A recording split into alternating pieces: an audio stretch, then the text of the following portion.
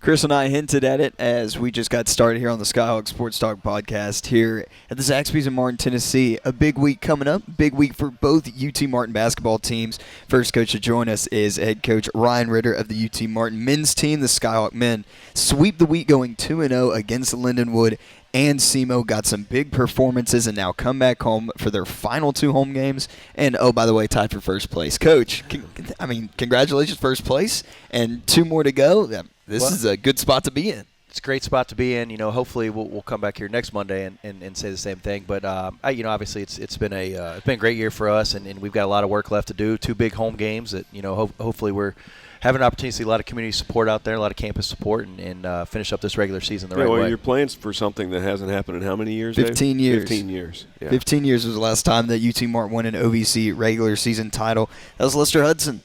Yeah. Lester Hudson's year when UT Martin captured the number 1 seed, and you've got some players that are probably Lester level on this team this year. Going to the Lindenwood game, Jordan 37, 9, and 9.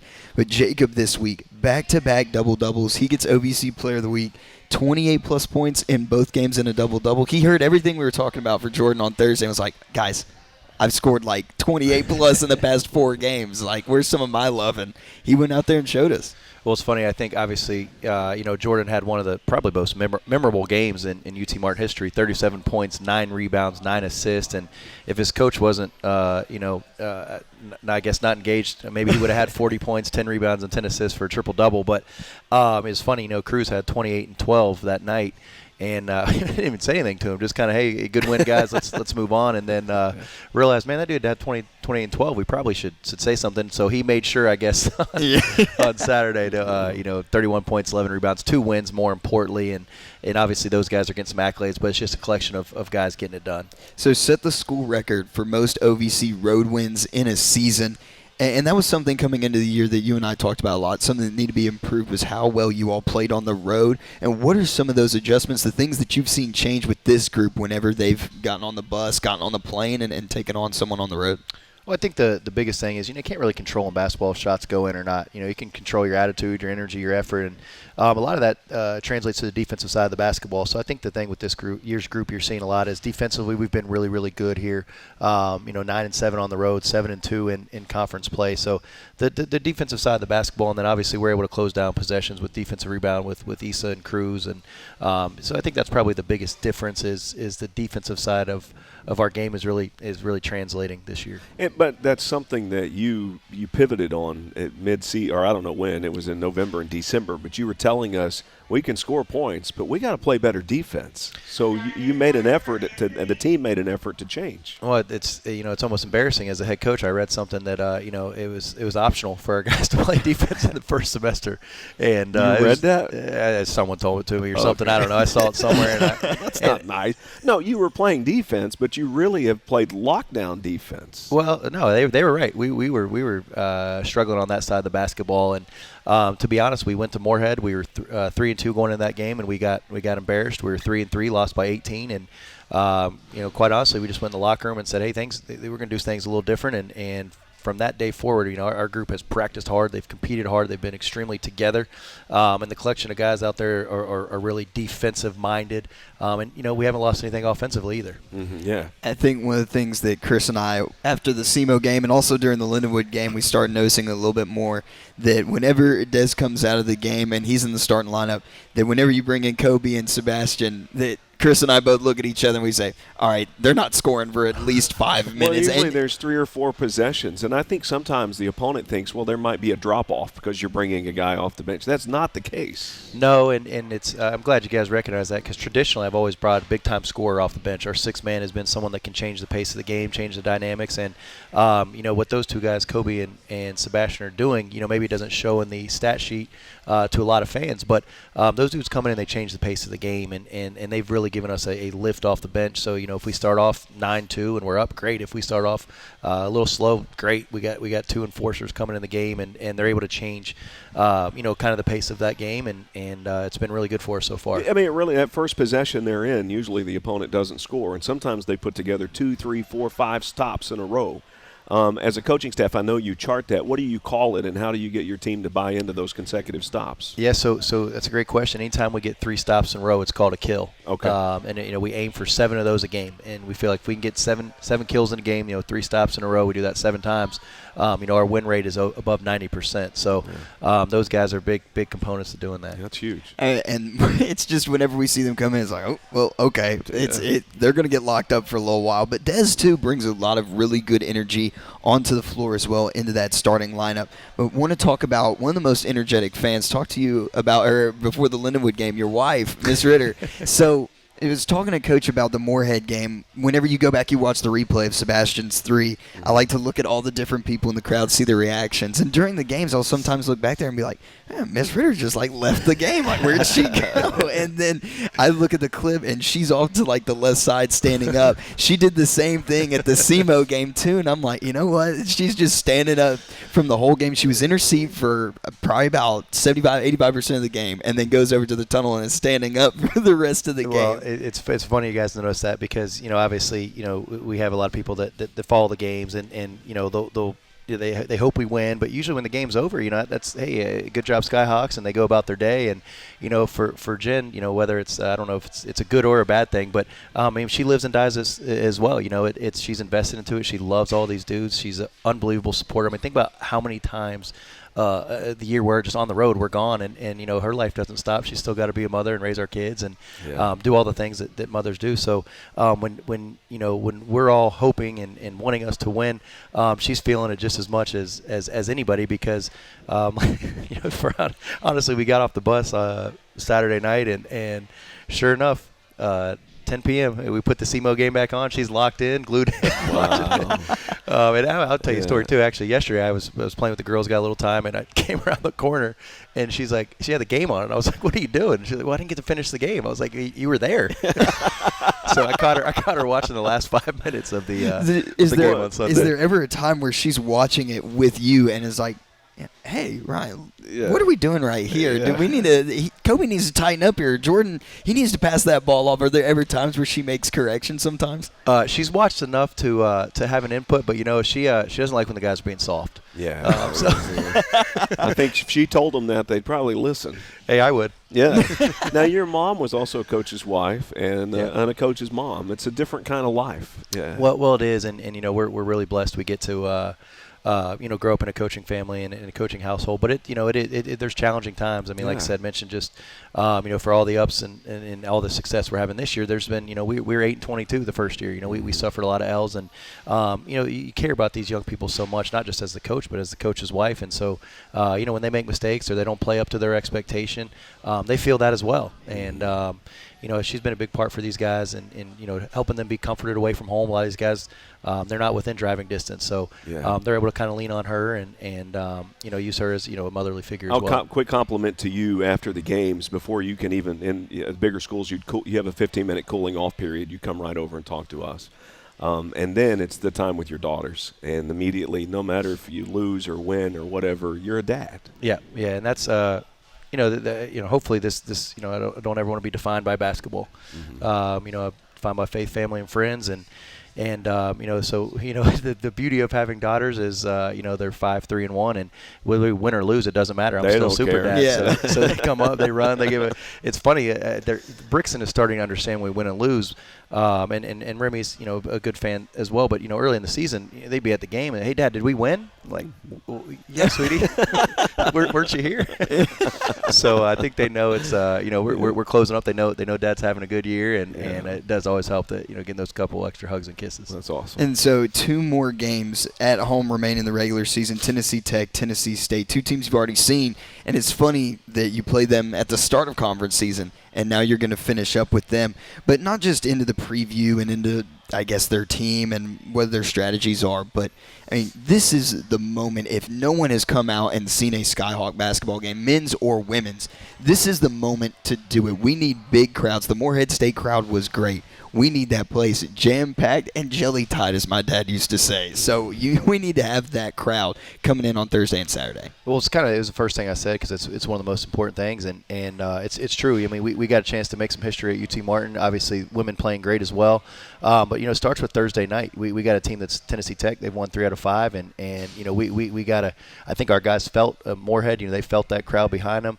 We got to feel that Thursday and hopefully give us a chance to win that one and then compete for a championship on Saturday. But if you haven't been to a game, man, we'd love to have you out there. And if you've been, I bet you'll come back because it's an exciting group and it's a good time in Martin basketball right now. Yeah. And Chris asked the question to Coach McMillan, I think it was after the Western Illinois game, about what he's seeing from the men's team. What are you seeing from the women's team this year? What's impressed you by what they're doing? Well, I think there's one thing. It's toughness. I mean, they're doing it with a collection of 5 or 6 or 7 healthy bodies, and a lot of young girls that are playing big time minutes late in the season. So I think the thing that I see with that group is no matter what adversity is thrown at them, no matter up, down, on the road, at home, that group is a group that just continues to fight together. And obviously they got 2 big games here Thursday, Saturday, but they're going to be tough out in Evansville. Yeah, I've called a lot of UTM games, but it's rare that we go on the road and walk away with a sweep, and that's happened quite a bit this season. Yeah, we always say they set the tone for us, so we always get excited when they win and high five them on the way out. They kind of do a little bit because the crowd can be kind of bummed out a little bit if the women have won if you play the second game. No doubt. And so, again, they've got a great ball club. Looking forward to seeing them finish up the right way Thursday and Saturday. Yeah. Coach, great time having you on. We'll talk to you later in the week here with the 2 major games coming up, Coach. Thanks so much for joining us. All right, thank you. If I quit this season, I still be the greatest. Skyhawk Sports Talk Podcast is brought to you by Weekly Ford Nissan. And we're back here on Skyhawk Sports Talk. Davis Greger here, still with Chris Brinkley. Now joining us, Hank Paulino from the UT Martin Beach volleyball team as well. We've talked about Haley to Coach Wilson and Nikayla, and then now we have finally got Haley on the show. Thanks for coming on with us. I'm happy to be here. This is going to be a good one. Yes, so absolutely. We are very fired up about this. So Peoria, Arizona, a graduate here on the beach volleyball team, all the way out west to coming over here to Northwest Tennessee.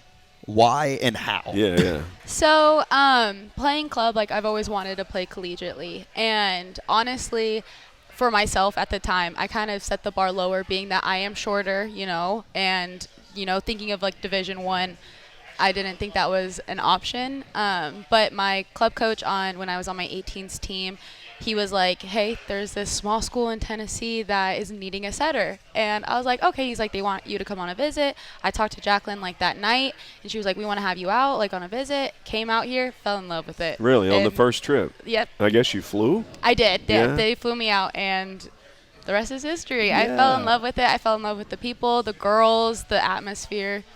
So is that what really sold you on that, was just the community that we have here? Yes, and it's very different, especially from Arizona. The West Side people can tend to not be very friendly, and everybody here is so nice, nice, and that was very welcoming, and especially being so far away, and I've obviously experienced a lot of homesickness, but That's funny, though, because some athletes come in from other places that are, as you say, less friendly. And, why do people wave at me at Walmart? They don't really, they don't like it, but you embraced it. Mm-hmm. Yeah. Yes, it's nice going somewhere and, people being like, hey, Haley, how was your game this weekend? And I'm like, it was great. It's nice being, seeing the community see me. Yeah. Well, thank you for making that decision. You certainly have it was the best taken us decision I made. to the next level. And Chris and I both know that it's hard. I came all the way from Knoxville to go to school here, and I'm thinking, 6 hours, that's forever. And then you're a whole flight away, the flight is 6. Well, how long is the flight? The flight is only 4, but driving 24 hours. Have you ever done the drive before? Yes. Are you serious? So that's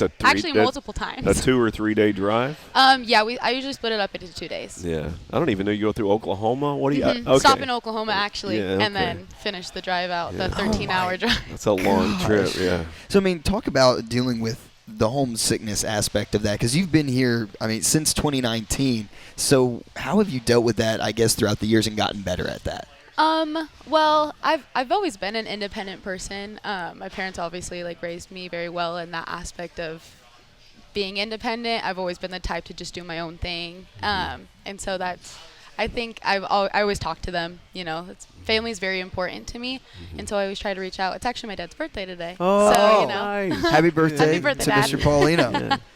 So we haven't asked any athlete like this, but you've been so candid. And what was the pandemic like? Because we were all turned upside down, and you're so far away from home. Mm-hmm. That was very interesting, especially kind of scary, too, because at the time when everything happened, we were in Florida.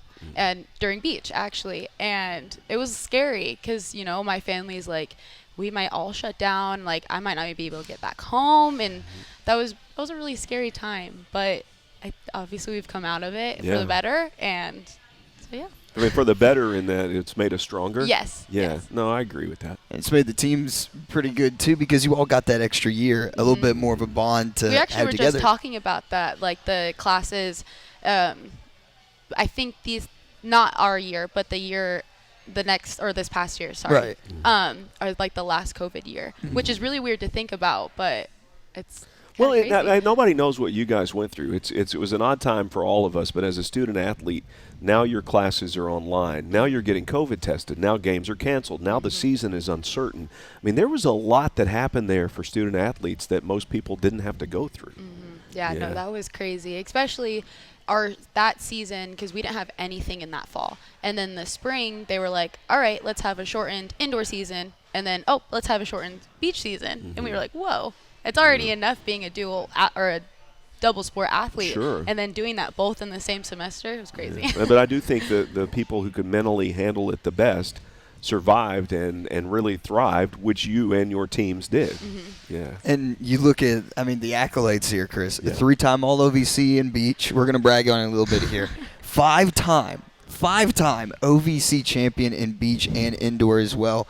And want to go to your freshman year and just the growth of indoor. I mean, I know beach has been so good, and we'll get to that. But in the indoor season, what did it mean to bring a championship to Martin in indoor volleyball? Because that was something that hadn't been done in, I think, 20 years, 20 and you all years. were able to accomplish that. What did that mean to you?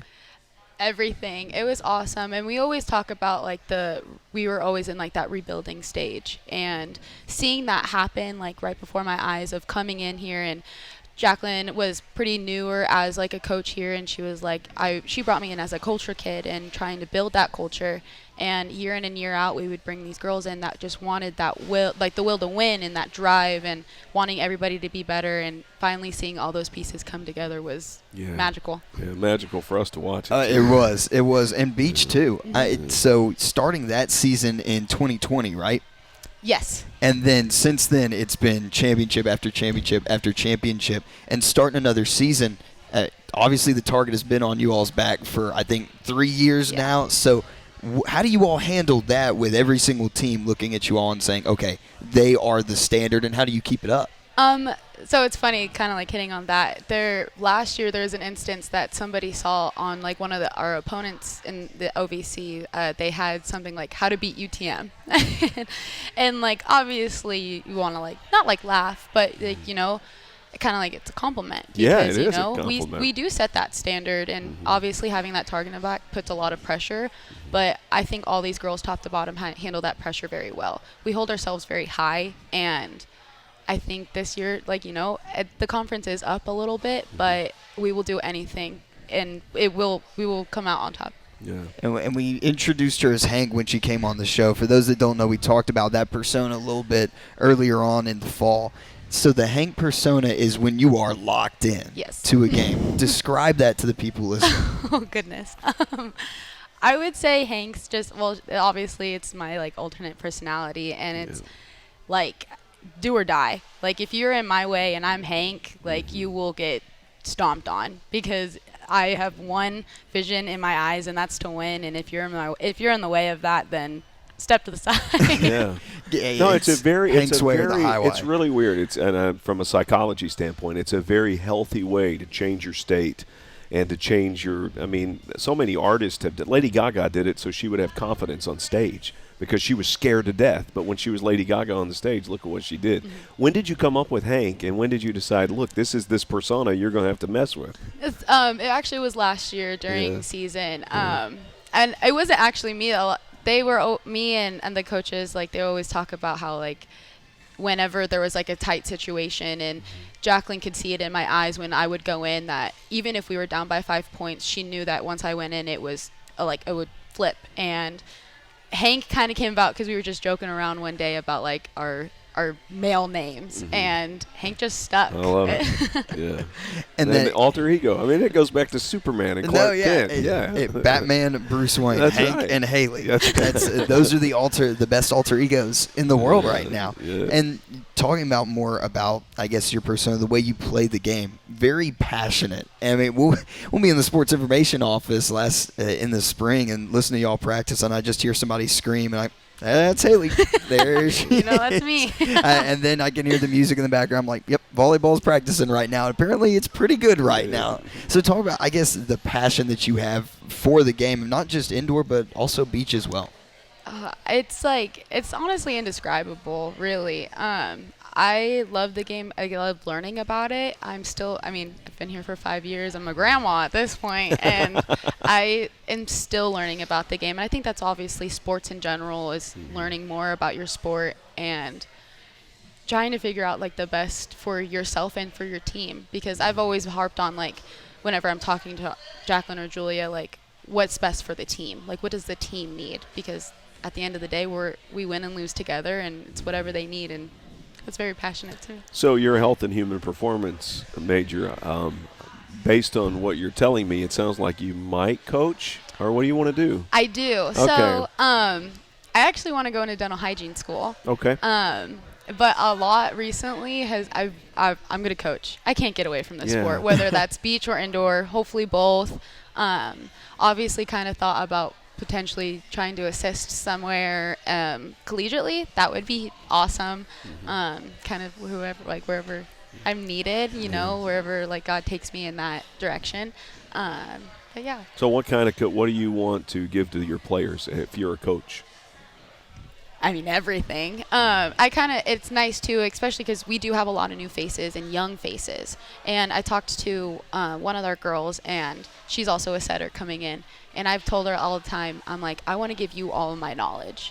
Yeah. Like, I want to prepare you for this. And because it's a little different. Obviously, she transferred, but like, it's always different whenever you transfer. And I'm like, I want to be able to prepare you in the best way that I can, because, me coming in, I wish I had that. I wish I had somebody like that, like a mentor, Somebody lay the foundation, yeah. Yeah, no, with that attitude, you'll succeed at whatever you do. 100%. Haley, this has been great. I don't know where the nerves were at all, but this was fantastic. Thanks so much for coming on, and good luck the rest of the season. Thank you. If I quit this season, I still be the greatest. Skyhawk Sports Talk Podcast is brought to you by Weekly Ford Nissan. Welcome back to Skyhawk Sports Talk of the Zaxby's in Martin, Tennessee. Beautiful day here in Northwest Tennessee, Chris. Yes, it is. It's baseball weather. It is baseball weather. We got a baseball player on with us. Will Smith, senior outfielder from Prattville, Alabama, joins us. Will, thanks so much for joining us. No, I appreciate y'all having me. You had class before this, obviously, student athlete first. Yes, sir. You gotta go to class, gotta get everything done there. How was class today? It was good. It was long. Lots of just sitting there and staring, honestly. But, I got it in. So Hey, and now you're here. That's right. So we were talking during the break. We'll go first, your hat collection. So you are not a Diamondbacks fan. No. But this is, first of all, iconic logo, and then iconic Right. World Series logo, too. Right. How many hats do you have in your collection? Let's see. I have a Yankees one, Sox, Diamondbacks, Phillies, Reds, Orioles, and Detroit Tigers. It's a good collection. No Yeah. Braves. God, Yeah. we got to get you a Braves yeah, hat, I man. don't have a Braves. Goodness. I'm down from South, too. You don't have a Rockies hat for Caleb? Nope, not yet. Oh, my Man, gosh. Making me feel bad Y'all both now. played in the outfield together, and Yeah. he doesn't have anything to just That's be like, on oh, him. He's hey, gotta send here's a me hat. one. He That's was right. down here doing batting practice the other day, and Exactly. he didn't even give you a hat. Nope, nothing. Patrolled the outfield together for over 50 games, and this guy, That's how it is. unbelievable. Caleb, you got to do better. Yeah, Come man, on now. do better. He's got to do better. What was your first Major League Baseball game you attended? A Braves game. Okay. Yep. Because you're not too far away, No, right? I'm about 3 hours from their stadium or whatever, and I've been to maybe 3 or 4 games now. Yeah. Yes, sir. Have you been to the new ballpark? Have not. Have not. Truist is for baseball wait, fans. yes, you have been to yes, Truist. Yes, okay. my bad. Sorry. Did you ever go to Turner? No. No. Did not okay. go to Turner. Good. Then we just we got to clear that. Yeah. Turner was not the best field. Truist is up there. amazing. It is a fantastic ballpark. But you talked about the Orioles cap. You got a special connection with one of their players, Gunnar Henderson. Y'all used to play growing up. Yes, no, it's cool seeing, I didn't think he was going to be a big leaguer back in the day. I didn't really understand that either, but now seeing him do so well in the high school and then get drafted out of high school, like that was just the coolest thing in the world to me, and it meant a lot too to guys that played with him, because that's just somebody you grew up playing with, and now you're looking up to him like, man, like he can do it, I can do it, you know? So just got to put in the work like he does. But, and I've always said that, like, your attitude can either be a little jealousy, or it's like, if he can do it, I can do it. And that's how I've always felt among peers who have risen. Like, it's almost like paving a way, knowing that you can do the same thing. exactly. Yeah, he's just setting a standard for us guys. Yeah, I like that. So now 4 years here at UT Martin. We'll go into that. Coming from Prattville, Alabama, how do you end up in Martin, Tennessee? Same question we asked Haley in the last segment. Well, my recruiting wasn't the best. So I was homeschooled, but I played for my area high school, which was Prattville. And I got exposure there 10th grade through 12th grade. And I was really just working with junior colleges at the time. And senior year, COVID hit, and baseball season just stopped. And I was like, I haven't committed anywhere. Like, what am I going to do? Have like 2 offers to a Division I school, and I really wasn't looking forward to going to neither one of those. And then UT Martin came about, and I was like, the guy that was helping me out with recruiting, he was like, well, what do you want to do? And I was like, I want to play Division I baseball. And he was like, well, you have Division I baseball right here that you can go and start at. It might not be the biggest school, but this is your dream that you want to do. And I was like, yeah, you're right. So I did it, and it's been great ever since. And here we are. It's been great ever since. Here we are. So 4 years now. Had a career year last season, and the team, incredible from last year too. Yes. Got another really good group back. So going from your freshman year to then last year, you all had seen some times that weren't so good in the past couple of seasons, but then what did it mean to be able to put something together that was so special last year? Yeah, it's really been a jump. I wouldn't say freshman, sophomore year was that far off.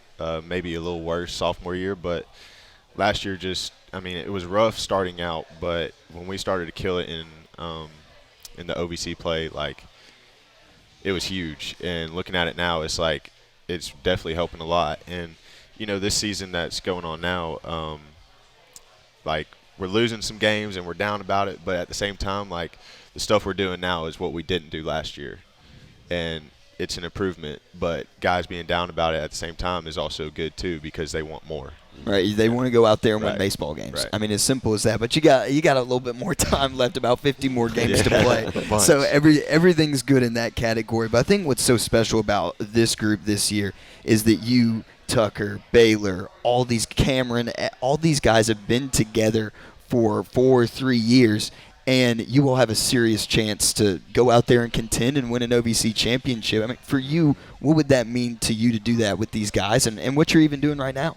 Yeah, no, it means the world to me, because, my class, we had 12 freshmen come in my class. And that group right there, I don't think there's going to be another group like it, because we're still together to this day, and we've been through all this stuff together. So we know what it takes and what it doesn't take to win. And what'd you say, going into winning? Yeah, going into winning, and being a top contender in this league. You're picked top 5 to start preseason. I know it's preseason, whatever. Like, at the end of the day, it's just really a popularity vote. But you get respect here in the preseason, and that's something that UT Martin baseball has been able to earn here from last year and carry it over into this season too. Yeah, I think going in, just the rest of the year, not even going into OVC, like, we still got things that we got to put together, but it's looking pretty good right now. First week to this week, huge improvement on the mound, swinging the bats, just all around, like, good baseball coming together. So, and everyone's playing good ball right now, so it feels. Yeah. Again, it's the start of the season, and everyone is going to be up and down to start the year. And like you said, when you got to OVC, that's when everyone hit their stride. But that's what you want whenever you get in that conference play. Right. It's like you said, the teams that improve are the teams that win championship. I got a non-baseball question for you. Okay. You have the same name as a famous celebrity.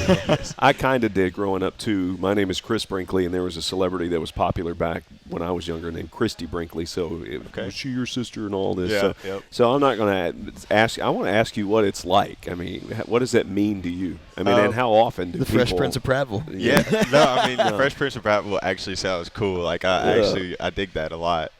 But growing up, yeah, I had the name. I heard about it all the time, and at times it would get tough. Just like, yeah, man, like I don't want to be, not excited when somebody says something because I'm like, they're saying this because they just found out. Yeah. But you I have hear to it hear all the time. No, yeah. So And I don't probably want to the be like, same yeah, dude, I jokes. know my Yeah. name is that, Yeah. But no, I've carried it on, and I got my walkout song, Fresh Prince of Bel-Air. Yeah, so. of course. Doing But it for now the people. something happened to you that hasn't happened to most people who have the same name as a celebrity. Your celebrity kind of had some negative press, really negative press a couple of years ago. So that had to affect you. Oh, yeah, I heard it whenever we would travel or be at home. Guys would hear my name, and they'd be like, did you smack Chris Rock, all this, blah, blah, blah. And I'm just like, man, I'm just trying to hit. Would you like to meet Will Smith? I think that would be sick. That'd be cool, yeah. That'd really be cool. What would you say to him? Be like, man, because of you, I've heard so many things. But, no, it'd be cool. Well, I hope you're the most famous Will Smith in the world someday. Yeah, no, that's what I'm trying to be. Make my own name, Yeah. Make people think, oh, you're Will Smith, like the baseball What's player. your full name? William Alexander Smith. Oh, that's nice. Yes. That's very sophisticated. That is, hey, I like it. That's a good name. Yeah. So did your parents name you because of Will Smith, or do you have a relative or somebody like that? No, that's just how it worked out. They just said, that's just Will's how a it good worked out, name. Yeah. And it was, oh, wait, was this before Will Smith got big, or? I don't know when he got big. I mean, I was born in 2001. No, so. it was but he was rapping in the late 1980s. Okay. So because his career is pretty phenomenal because he was a musician before he was an actor, before he was a content creator, and then he just kind of worked into all of it. See, what's funny about whenever we have athletes on the show, like Haley and I came in, we were freshmen together at the same time. Like I think you were a sophomore or I was a sophomore whenever you were a freshman too. Yep. So people are like, oh, like how are the kids playing? I'm like, well, they're not that much younger than me, so they're not really kids. You mean my friends? Yeah, you mean my friends? They're playing great right now, Right. actually. What I really like about you, and I want to compliment though, is your attitude. I mean, you look like you're having fun when you're playing your sport, and I think that's contagious. Yes, sir. Yeah, that's big thing for me this year because my main thing is like I want to focus on the little things and do the little things right, and I've really beat that into my head, and it's shown a lot to me. Like just going in the cage and hitting the ball off the tee the correct way and stepping back instead of just repetitively like doing it fast and be like, okay, I got my work in, and that doesn't click for everybody right away, and it definitely didn't click for me until my senior year now, and it's showing a lot. So when did it click? Did you wake up one day and say, "This is it"? Well, over the summer, go back home and work out and everything. And one of the guys that I work out with was a big-time player too, and he was just like, "Do you know how many days you have left of playing baseball?" And I'm like, "No." And we just had a conversation about that. Like, that final game comes, that's it. Yeah. Like, you gonna look back and be like, I had this much time and you did everything you could do to do it. And I was like, it just really hit then, and I was like, I should probably start doing that. Yeah. Start looking at it seriously. And as you said, you're touching my heart now, but no, as you said, enjoy every second of it. Right. Enjoy every swing. Enjoy every moment in the dugout. Enjoy every bus ride. Enjoy every second of it. Exactly. And there's great chemistry between you and the guys, but also this coaching staff too. Coach Jenkins, Coach White, Coach Lozado, Coach Cottrell too, Pete also. I mean, talk about them. They're a very entertaining group. Oh yeah, no, they all have their different own characteristics and everything about them.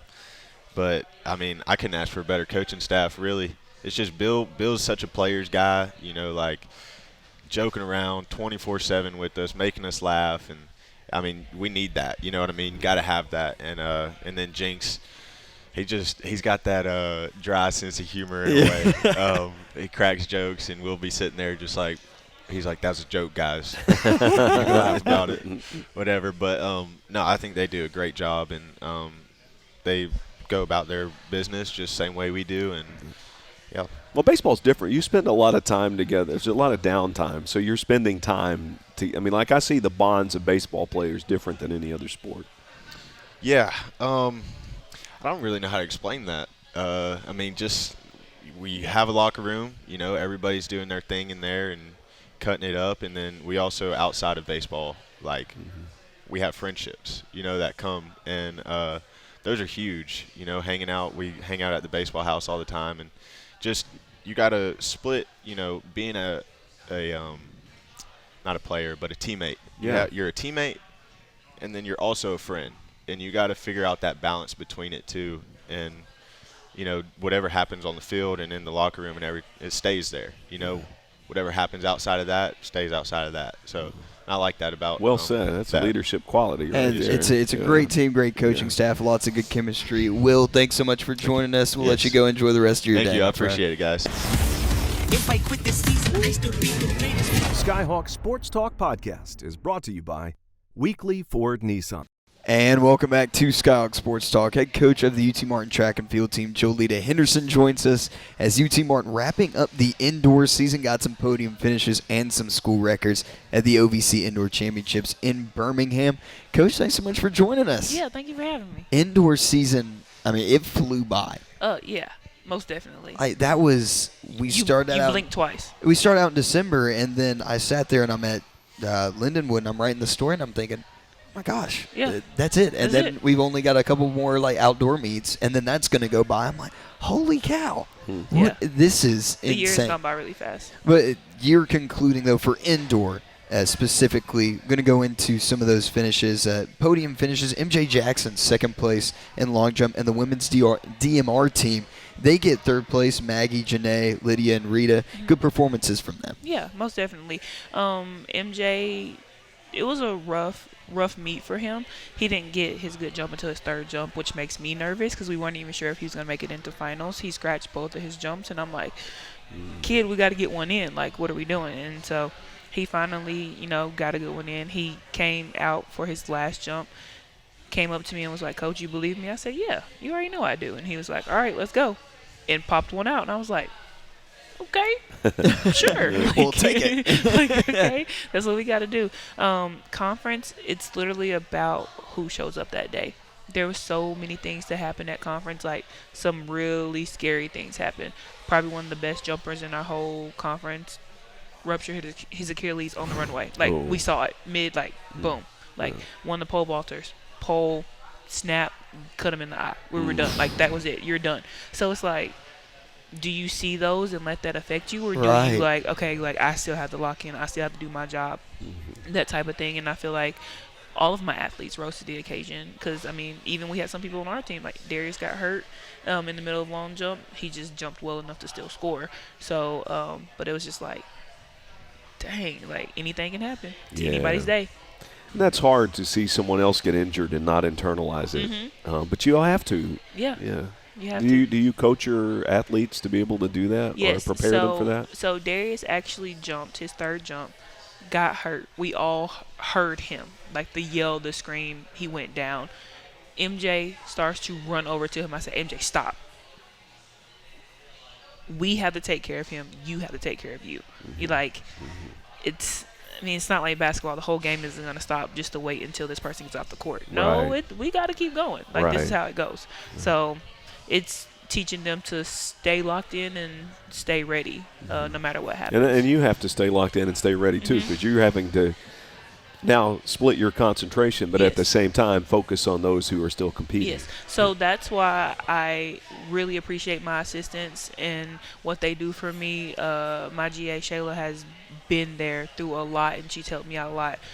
Darius went down. She said, I got him. She went and took care of him. I still had MJ. I checked on Darius when MJ got done. You kind of have to do what you got to do. We're in a championship. That's right. It's a little different. It's just practice. Okay, we'll see. But no. Yeah. And it's a lot to handle, too. Mentally as well. You talked about that. And, still, you were able to persevere and got some school records, too. Janae broke the school record twice. Yes. We have her on the show. She breaks it. I guess we got to have her on the show every week coming up. Because whenever outdoor season starts, we only have 2 more shows, and then off of both of those weeks, maybe we just need to have her on, and then I don't know. It'll save it up. It'll put it in the school record bank, and then you can cash in on it later.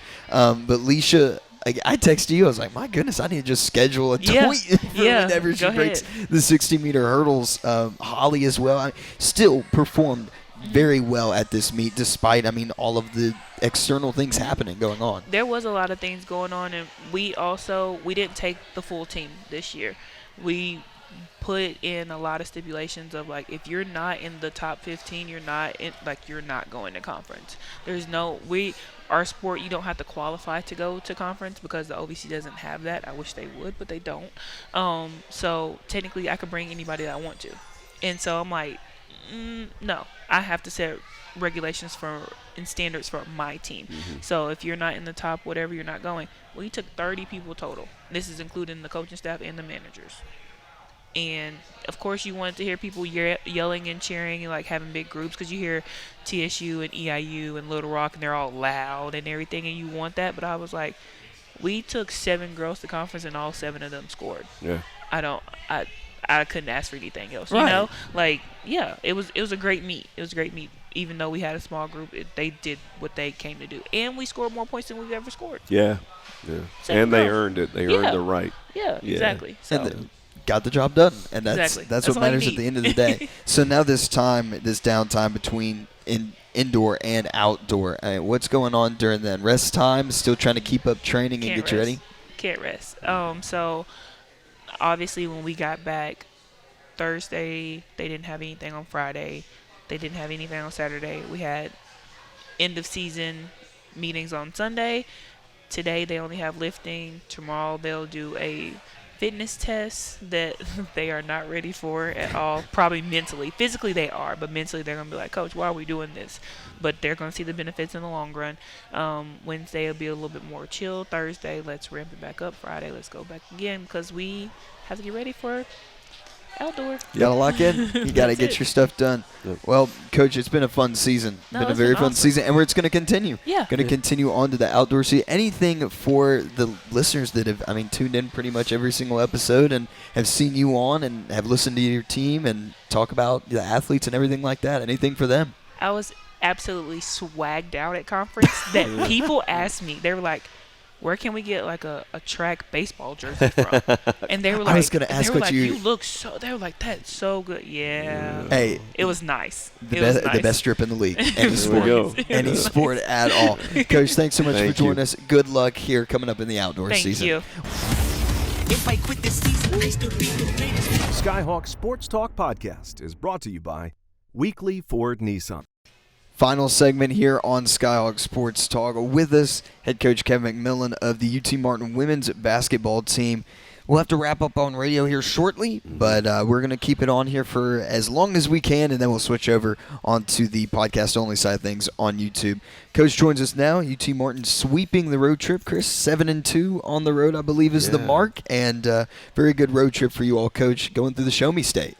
Yeah, I was surprised at the end when I figured out that we had won 7 out of 9 on the road, and that's not what you would expect from a young bunch, but I guess this season is marked by not what you would expect. And now coming into this game, now tied for second place in the OVC, or coming into this week rather, Tennessee Tech, very good team, Tennessee State as well. But I want to go back to some of these performances from last week. Anea was really, really good. Had, I believe, a double-double either in that first game or the second game. And 24-7 against Lindenwood, 17-13 against SEMO, and she has really stepped up her game. She's had a solid conference season.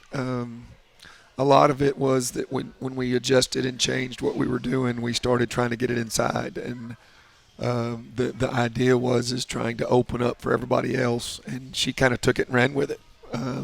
And if somebody's going to take it and run with it, we're not real smart. We're going to keep throwing it to you. Yeah. And so a much different role than she had last year. Totally different. Yeah. Totally different. I would never have thought that she would put us on her back like she has done.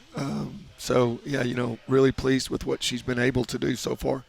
Going back to the SEMO game, I know that the end of that one was just a little too close to comfort, but Kinley has some free throws at the end that were really clutch. The whole crowd was into it, and she just knocks those down. I know you've talked about kind of how with the injuries and everything you haven't played, really how you recruited these players for just because of, all the injuries that have happened. But Kinley goes in there, and 4-time state champ, 3-time state championship MVP. I mean, that's what she does, and that's what really you recruited her to do, is come in those clutch moments. Well, if you're going to go down, you go down with Kinley at the free throw line, or you go down with the ball in Kinley's hands, or you go down throwing it inside to Anaya. You don't try to reinvent the wheel.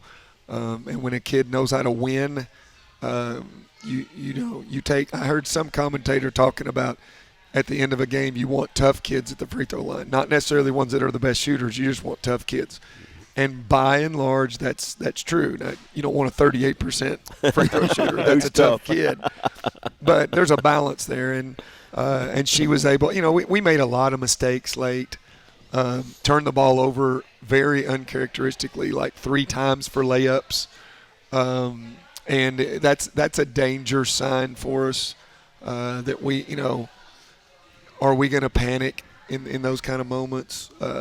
We were able to still win the ball game, but we had a chance to really kind of ice that and put it out of reach, and we really didn't do it. And looking back at now coming into this week, really, and the same thing that we asked Coach Ritter, is not really a preview or a scout on Tennessee Tech and Tennessee State, but this is a really big week for both programs, and we need to get these fans out here and make it very loud, because with you all, if you're able to win out, I mean, I don't know all the scenarios and everything by detail, but could get that number 2 seed and get the double bye. Yeah, I think the worst case scenario for us is if we went out, we're third, but I think if we went out, we could be second. I think the men, if they went out, the worst they could be is second, and they could be first, I think. But I'm like you, I don't know all the scenarios. I don't really pay a lot of attention to it. I'm just kind of quoting what people have said. But I predicted the men way back at the beginning of the year, and I told our fans that we really needed them. And so here we are with 2 games to go, and both of us playing for something. It's a huge week, probably the biggest week of basketball in the state and definitely in the area, because you're talking about regional high school games, and you're talking about us playing to get these seeds, and so it's a huge week. We hope the fans are not basketballed out and can come Thursday and Saturday for it to help us. Yep. And we're going to wrap up on radio for all of our coaches who have come on, and for Chris and I want to thank you all for coming on and listening, and we're going to continue things over on the podcast side of things on YouTube. Yep. Thanks to everybody. It's a great week to be a Skyhawk. It is indeed. And we sign off here from the Zaxby's in Martin, Tennessee on WUTM. And we're back here on the YouTube side of things. Davis Gregory still with Chris Brinkley and Coach McMillan. With these talking about the crowds in the community. I mean, all the high school games going on too. And this could be, like you said, Coach, this is one of the biggest weeks in this area for all of these sports, but I mean for UTM basketball as a whole, both teams, and just a massive week overall in terms of how you set yourselves up for the OVC tournament too. Well, for us, it's probably about, you don't want to have to win 4 games, and then you definitely don't want to have to win 4. You really don't want to have to win 3. So for us, it's probably playing for rest more than anything. But when you're at this point, are these kids smart enough to see the end and know what's at stake and what they're playing for? And I mean, you don't know, and it's a catch-22. If you tell them and they weren't aware of it, they start thinking about it and they panic. Mm-hmm. If you don't tell them and they didn't know, and it would have helped to motivate, so there's no right answer to it. So the way that I typically go is we're just going to go play, and I hope our kids will go out there and do what they need to do. But Tech is the hottest team in the league right now. Maybe them and Southern Indiana have both won 6 in a row, I think. I'm not really sure.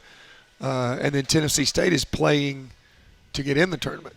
So both of these are going to be really, really tough. We beat them at their place, which that's added motivation. I mean, if you look for who has motivation here, we couldn't have picked 2 worse opponents for motivation to end the season. But that's all right. And what's funny about coaches, and I know this, you're not going to go in the locker room before the game and make a rah-rah, we got to be motivated speech, because that's not at all who you are. And actually, that's not what your players are either. No, if you heard my pregame speeches, most everybody would think a lot less of me as a coach. Because literally I walk in and go, okay, we've already talked about what they do. Y'all know what we need to do. Let's go do it. I mean, that's pretty much it. Just remind them of things that they need to know. I've just never been a great motivational speaking pregame coach. I've worked with people that were on both ends of the spectrum. Coach Russell was worse than me, and there were years where he didn't even go in the locker room before the games. Wow. Did not go in the locker room. You're talking about when he was a head coach? When he was a head coach. Wow. Didn't go in the locker room. Yeah. And won state championships. Yeah. I worked with Coach Insel, and he's the best pregame motivational speaker I've ever been around. Like every single game he had one. But what I knew about him was he studied that and worked at it. And I watched him do it for hours getting ready. And I'm like going, okay, no, I can't do that. One, I can't do it. And two, if I spent 3 hours coming up with it, I'm afraid it would just be a flop, and I just never want to do it again. When you see it in movies and stuff, or do you kind of roll your eyes? I roll my eyes. Yeah. So the Miracle on Ice speech, you're just I haven't seen that yet, so I need to see that. That's now that we talked about basketball movies on here. That is an all-time sports movie. Yeah, I would like to see that one. I get some of the things, but for me, all the motivation that I need when I was a player was whoever was on either side of me. I'm so big on I'm going to take care of my teammates and I'm not going to let them down. You don't have to motivate me to go out there and play. I mean, I'm not going to let you down. And now I'm not saying that there's been instances where something would happen and you would go, an extra mile or something, but typically we're pretty Your staff is kind of like that. I mean, Jasmine's very even-keeled. They take their lead from me. Yeah. And they probably, if they were on a different staff, they can adapt. But I don't mind the staff doing – I don't care what they do. I want them to do what they do. As long as it's not – if they start to rah-rah too much, well, then that's taken away from me keeping them steady. Yeah. So you just look for a balance. It's the lunch pail attitude. Exactly. You just pack your lunch and you go do your job. You go do your job. And That's you it. go home. And if you go to the game and you play a solid game like you've always worked on, and you play like this the whole game, and you get beat, you get beat. But if you try to go do something that you've never done, you've already set yourself up for a problem because you don't know what you're doing. Right. And you're more likely to fail that way. And so I just want to be steady every game. If somebody beats us, they beat us. Tip their hat and move on. I don't want to go into a lot of detail about it, but our tip-off Saturday was later than we expected it to be because of a senior day, and you respect that. And, my first thought was, I bet the players and coach – and I bet you appreciated it because you wanted to put your team in an uncomfortable position so they can prepare for being in an uncomfortable position possibly at the OVC tournament if there's a tornado warning or something like that.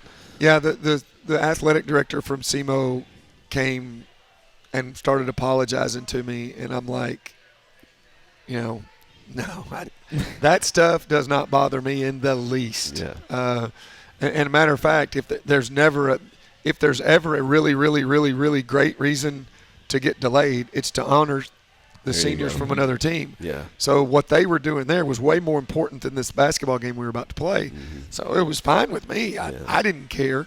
And if you lost a game because of a 10-minute delay, you probably weren't going to win it anyway. Yes. I mean, if you can't handle some little stuff thrown at you, that's like, so you're going to play in the OVC tournament, there's overtime or double overtime before you. You can't figure out how to handle that. So no, that didn't bother me at all. But now I do know a lot of coaches that are, and I'm not saying it's wrong because they're great coaches. They're like to the second, have got everything planned out, and they want it to work like that, and that's fine. That's just not me, and I just haven't been able to work that way. And so you talk about the OVC tournament. This will be our last question for you. Southern Indiana in first place. They've gotten the regular season championship. However, if they end up winning and going to the conference tournament, they are still technically ineligible for the NCAA tournament due to that what transition rule, I think is what it's called, the transition rule. I mean, just your thoughts on that, because that's still a really good basketball team, and I mean, it'd be a shame if they ended up winning the tournament and then they couldn't go. Well, I understand the rule, and the rule is because Division II has lower requirements or standards to get into play in Division II than you do in Division I. So when you move to Division I, you're playing with kids that didn't have the same standards to get into Division I, and they're still on your roster. So what they do is that they put a time on it to where all those kids would be off the roster. It's I understand it, and it actually makes sense, but I still don't. I'm like, let them go. You know, if they win it, let them go. If they, you know, I might think different if they had 14 players on there that were not good enough or not whatever standards or requirements. I might think differently, but you know, by and large, I think that if Southern Indiana wins the tournament, that they ought to be the one going. Yeah, we thought you'd say that. I mean, I hate to tell them this, they'd be a 16 seed. Yeah, it's not going to matter this year because of the conference. Southern Indiana's got the best record. They're going to be a 16 seed. Done. I mean, it's just done. The question would be, are you the 16 playing another 16, which is worse, or are you going to be a 16 playing a 1 seed, which is terrible? So why is that worse? Because that means you're the worst of the 16 seeds. Right. And I'm afraid that you're going to see whoever from our league is going to be 16 playing 16. That means you're the bottom 16 seeds. Yeah. And, you know, doesn't sound real good to me. No, I mean, we'd like some better seating. But then if you bump up and you are in the top 16 seeds, then you get to go play South Carolina. So congratulations. At home, right. At South Carolina, yeah. And who's averaging 105 points a game. So not really good. You know, I was talking to Kurt a little bit before this when Belmont won their NCAA tournament games, and they were a 12 seed. Their coach after the game called me, and he said, and he was appreciative of what we had done for them, because we were Belmont's RPI was like 58, ours was like 68. Well, because there were two teams out of the same conference that had such high RPIs, that pushed them down in the seeding. And so that's why everybody in your conference is so important, and you're all pulling in the same direction. It's about the conference's RPI, and then is there anybody up there close that's making – so when Belmont beat us in the tournament, that was a marquee win for them because we were a top 100 program. Well, it gave them X number of marquee wins, which pushed them up a seed. And that's what I don't think people totally grasp. And it's about what everybody in your conference says. And that's why it gets on my nerves. We go to the coaches' meetings, and you can tell coaches, they're all out for themselves. And I get it. You're supposed to be at your program. But what we don't hammer home is you think that way until you're the team going into the tournament. Then you wish everybody had thought differently, you know, played differently, had done different schedules to try to – but that's just – it's stacked against the mid-majors, and, you know, just do the best you can with what you got. It is what it is. Well, Coach, thanks so much for joining us. And, Chris, any final thoughts before we sign off? No, just excited about this week with all sports, of course, baseball, softball going, and then a huge week for basketball, both men and women. You said it earlier. You predicted the men's team, and now they got a chance to possibly be a co-champion. And look what you've done with this year's team, Coach. It's amazing, really, when you read the subtext. If we start and we recap it, and it's going to be pretty amazing. Whether we go 4-0, 0-3, or anything in between, what these kids have done this year is pretty amazing. It's remarkable. It's been fantastic. Well, thanks to all of our coaches for coming on, and for Chris Brinkley, myself, Davis Greger. We sign off here from Zaxby's. God bless. If I quit this season, I still be the greatest. Skyhawk Sports Talk Podcast is brought to you by Weekly Ford Nissan.